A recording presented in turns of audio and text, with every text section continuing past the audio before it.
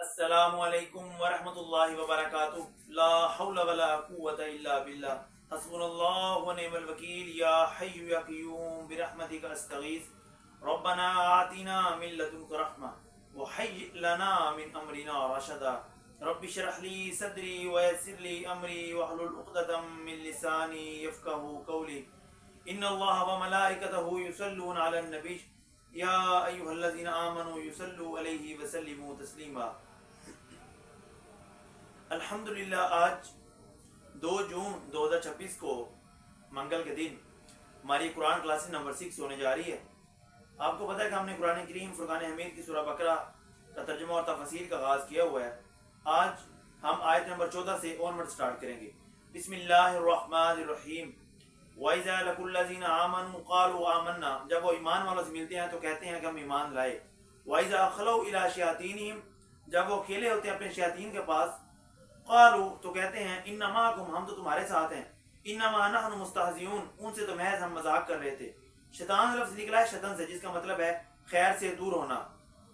قرآن کریم فرقان حمید میں شیطان لفظ زیادہ تر شیطان جن کے لیے استعمال کیا گیا، لیکن بعض مقامات پر یہ لفظ شیطان صرف انسانوں کے لیے بھی استعمال کیا گیا ہے، لیکن سیاق و سباق سے واضح ہوتا ہے کہاں شیطان لفظ سے مراد انسان ہے اور کہاں شیطان لفظ سے مراد جن ہے۔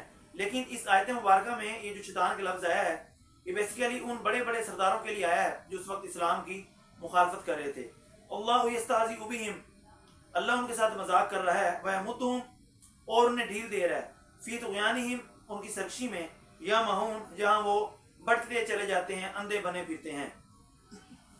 قرآن کلاس نمبر 5 میں ہم نے ڈسکس کیا جہاں منافقین کا تذکرہ آیا، تو ادھر ہم نے یہ بیان کیا کہ اللہ تعالیٰ فرماتا ہے کہ منافقین کو ان کی سزا، ان کے نفاق کی سزا فوراً نہیں دیتا، بلکہ ان کو ٹائم دیتا ہے، ڈیل دیتا ہے، تاکہ وہ اپنی منافقت میں بظاہر کامیاب ہوتے چلے جائیں، لیکن وہ پکے ٹھکے منافق بنتے چلے جائیں، اور بعد میں جب اللہ تعالیٰ اپنی رسی کھینچے گا تو وہ پکڑے جائیں گے۔ اولئک الذین اشتروا الضلالۃ بالہدی، یہی وہ لوگ ہیں جنہوں نے خرید لی ہدایت کے بدلے گمراہی۔ فما ربحت تجارتہم، نہ فائدہ دیا ان کو ان کی تجارت نے، وما کانوا مہتدین، نہ وہ تھے ہدایت یاب ہونے والے۔ یہاں تجارت سے مراد ہدایت کے راستے کو چھوڑ کر گمراہی کے راستے کو اڈاپٹ کرنا ہے۔ یہاں ان منافقین کا ذکر کیا جا رہا ہے جنہوں نے نفاق کا جامہ پہن کر مسلمانوں کو دھوکہ دیا، اور وہ اپنے اس تجارت میں انہوں نے گھاٹے کا سودا کیا، اور یہ ان کا گھاٹے کا سودا دنیا میں بھی ان کے لیے گھاٹے کا سودا ہے، اور آخرت میں بھی ان کے لیے گھاٹے کا سودا بنا۔ مثلہم کمثل الذی استوقد نارا، اس کی مثال اس شخص کی سی ہے جس نے آگ بھڑکائی۔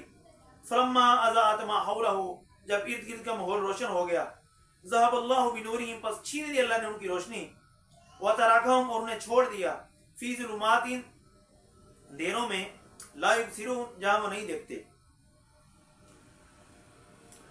امام شوکانی رحمہ اللہ کی کتاب ہے جس میں انہوں نے سیدنا ابو ہریرہ رضی اللہ تعالیٰ عنہ سے یہ قول نقل کیا ہے کہ وہ اس آیت کا یہ مطلب لیتے تھے کہ جب منافقین اسلام لاتے تھے تو ان کا دل روشن ہو جاتا تھا، اور جب کچھ عرصے بعد وہ اسلام کو چھوڑ کر منافقت اختیار کر لیتے تھے تو وہ اندھیرے میں رہ جاتے تھے۔